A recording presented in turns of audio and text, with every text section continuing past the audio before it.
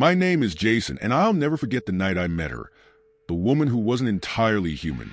It started innocently enough. I was at a club, just like any other Friday night, with no clue how drastically my life was about to change.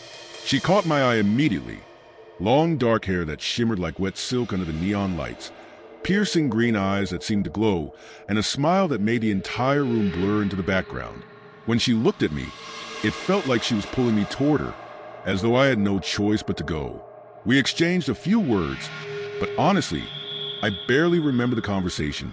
Her voice was melodic, almost hypnotic, and it felt like she already knew everything about me. She laughed at all the right moments, touched my arm lightly, and before I knew it, we were leaving together. She didn't even tell me her name, but in that moment, it didn't matter. I was entranced, captivated by her in a way I couldn't explain. When we got back to my apartment, everything seemed normal, at least at first.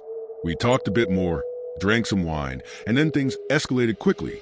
I was completely under her spell. The way she moved, the way she looked at me, it was intoxicating. That night, we made love, and it felt almost otherworldly, like nothing I'd ever experienced before. But then, as the night went on, things began to shift. I woke up to the sound of water dripping. At first, I thought it was just a faucet I'd forgotten to turn off, but as I opened my eyes, I saw her standing by the window. The moonlight illuminated her figure, and for a moment, I thought she was glowing. Her hair was damp, her skin glistening, and something about her silhouette looked wrong. Her legs weren't legs anymore. They had fused together, shimmering with scales that reflected the dim light in iridescent hues. My heart stopped. I tried to convince myself that I was still dreaming, but when she turned to face me, I knew I wasn't. Her eyes, those beautiful green eyes, had turned cold and unfeeling, like they belonged to a predator. She smiled at me, but it wasn't the warm, inviting smile from before. This one was sharp, dangerous, and filled with something that made my stomach churn. "You shouldn't have brought me here," she said, her voice still melodic, but now laced with something sinister. I couldn't move, couldn't speak. It was like she had paralyzed me with her gaze alone. The air in the room felt heavy, and I struggled to breathe as she stepped closer, her tail gliding effortlessly across the floor. I wanted to run, to scream, to do anything, but I was frozen. She leaned over me, her face inches from mine, and I could smell the salt water on her skin. "You humans are so predictable," she whispered, tracing a cold finger along my cheek. "So easy to lure in." At that moment, I thought she was going to kill me. I felt the weight of her presence pressing down on my chest, and I could barely get a gasp of air. But instead, she laughed, a haunting, bone-chilling sound, and backed away. Without another word, she turned and disappeared, leaving behind nothing but a trail of water and the lingering scent of the ocean. When I finally managed to move, I scrambled to the window, hoping to see where she had gone, but there was nothing there. Just the empty street below and the sound of the wind howling in the distance. That night left me questioning everything I thought I knew about the world. Was she real? Or was I losing my mind? All I know is that I haven't been able to sleep since. Every time I close my eyes, I see her face and hear her laughter, and I wonder if she's out there, waiting for the right moment to return.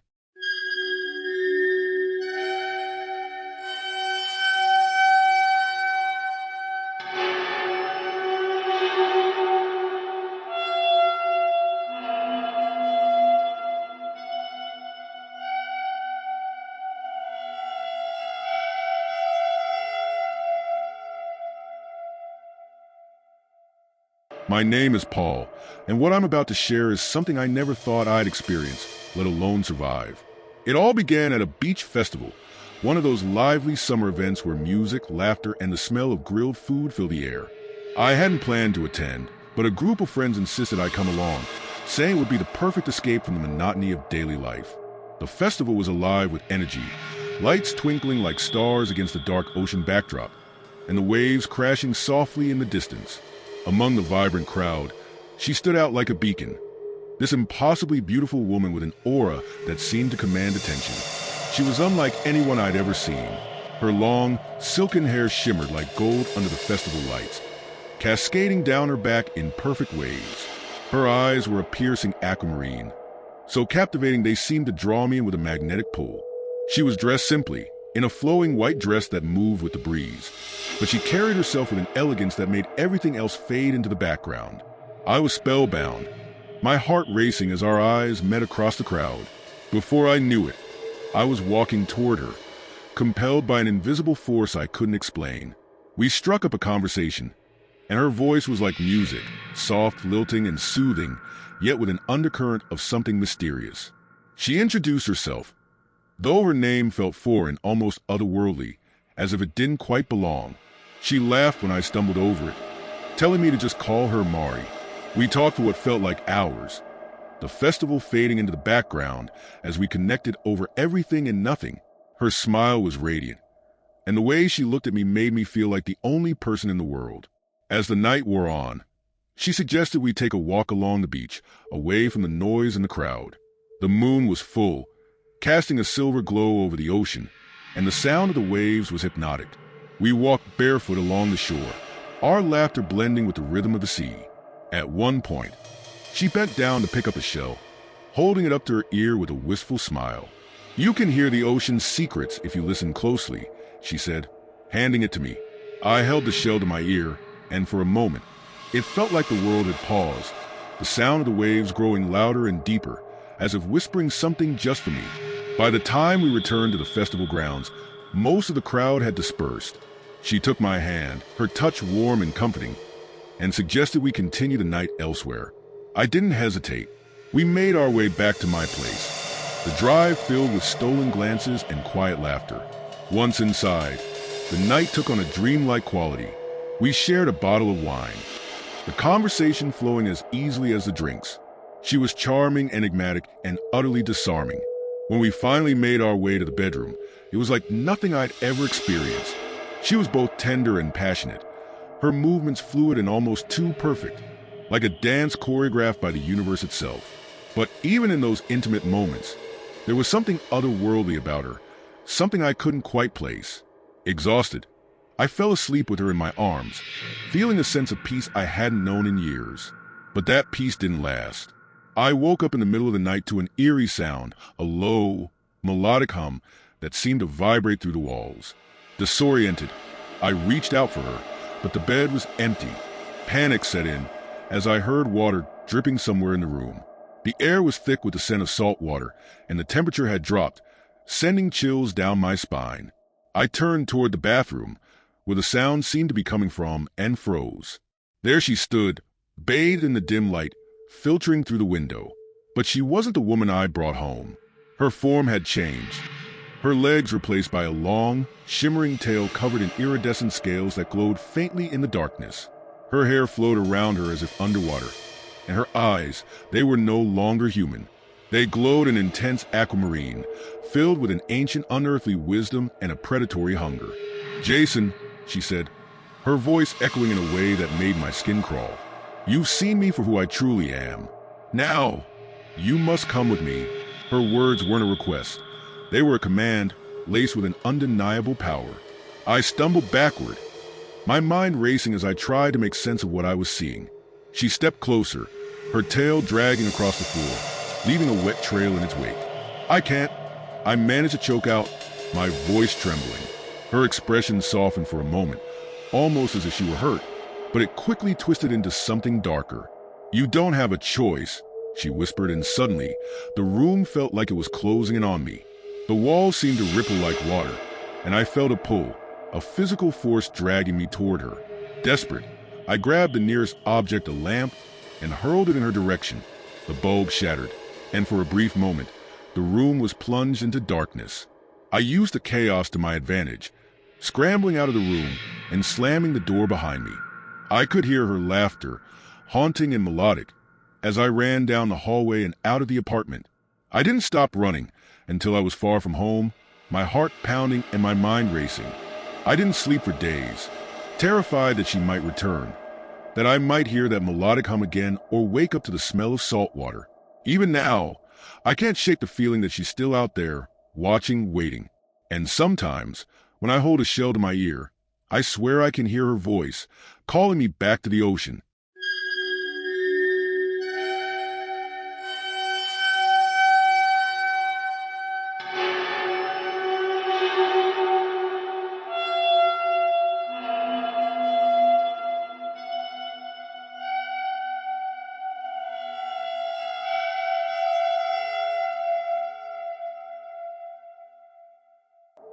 My name is Jefferson, and this is the story of the most beautiful and horrifying night of my life. It began at a musical concert, one of those big, electrifying events where the crowd moves as one, lost in the beat of the music. I wasn't even planning to go, but a last-minute invite from a friend changed my mind. The atmosphere was electric, the air thick with the smell of sweat, perfume, and the faint hint of alcohol. That's where I saw her, standing apart from the chaos, as though the world around her didn't exist. She was stunning, almost too perfect to be real. Her long, flowing hair cascaded down her back in loose waves, glinting under the stage lights like molten gold. Her dress hugged her figure effortlessly, shimmering faintly with every movement she made. But it was her eyes that caught me, piercing green with flecks of blue, like the ocean itself was staring back at me. She seemed out of place, almost as if she belonged somewhere far more majestic than this crowded, chaotic venue. Our eyes met, and for a moment, the music seemed to fade into the background. I felt a pull toward her, something inexplicable, like gravity had shifted and she was its center. Summoning my courage, I approached her, offering a sheepish smile. "You look like you're not having much fun," I joked, and she laughed, a sound so melodic it rivaled the music blaring around us. We hit it off immediately. She introduced herself as Marina, her voice smooth and captivating. There was something about her, an air of mystery that made me want to know more. We talked about everything and nothing, her laughter and soft voice keeping me entranced. When she suggested we step outside for some air, I didn't hesitate. Outside, the cool night air was a welcome contrast to the heat and noise of the concert. We wandered down the street, her hand brushing against mine as we walked. Every word she spoke felt like it was meant just for me, her gaze locking me in place with every glance. She had an otherworldly charm, something I couldn't quite put into words. Eventually, I invited her back to my place. I couldn't resist her, and she seemed just as eager to continue our connection. At my apartment, the night unfolded in a blur of passion and intimacy. She was tender yet commanding, her movements almost too graceful to be human. It felt like she was leading a dance I didn't know the steps to, and I was more than willing to follow. Afterward, we lay in bed, her head resting on my chest. I was on the verge of sleep when I noticed something strange. Her breathing had changed, slower, deeper, almost like the ebb and flow of the ocean. The air in the room felt heavier, tinged with the faint scent of salt water. I tried to brush it off, but unease began to creep in. Then it happened. I woke up to a strange, wet sound, like something dragging across the floor. Turning on the bedside lamp, I froze in terror. Marina was no longer the woman I had brought home. Her legs had transformed into a long, shimmering tail, covered in scales that glowed faintly in the dim light. Her hands were webbed, her fingers tipped with sharp, claw-like nails. But it was her face that terrified me the most. Her eyes had changed, glowing an unnatural blue, and her teeth were sharp like a predator's. She noticed me staring and smiled, a slow, predatory grin. "You've seen my true form now," she said, her voice echoing with a haunting melody. "Come with me, Jason. Join me beneath the waves. You'll never have to fear or want for anything again." Her words were hypnotic, each syllable pulling me closer to her despite my terror. I shook my head, backing away as she moved closer.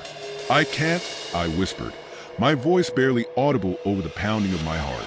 Her smile faded, replaced by a look of cold determination. "You don't have a choice," she said, her voice taking on a sharper edge. The room began to change around me. The walls shimmered like water, the furniture dissolving into nothingness. It felt like the entire apartment was sinking, the air growing colder and wetter with each passing second. I could feel her pull, an invisible force dragging me toward her as she extended her webbed hand. Desperation took over. I grabbed the nearest object, a glass vase, and hurled it at her. It shattered against her tail, and she let out an ear-piercing shriek. For a moment, her hold on me loosened, and I used the opportunity to run. I bolted out of the apartment, not daring to look back, her screams echoing in my ears. I didn't stop running until I was miles away, my chest heaving and my mind racing. To this day, I don't know how I managed to escape. I've moved since then, changed my number, and cut ties with anyone who might lead her back to me. But every now and then, I hear her voice in my dreams, calling me back to the ocean. And I wake up with the taste of salt on my lips, wondering if she'll ever stop looking for me.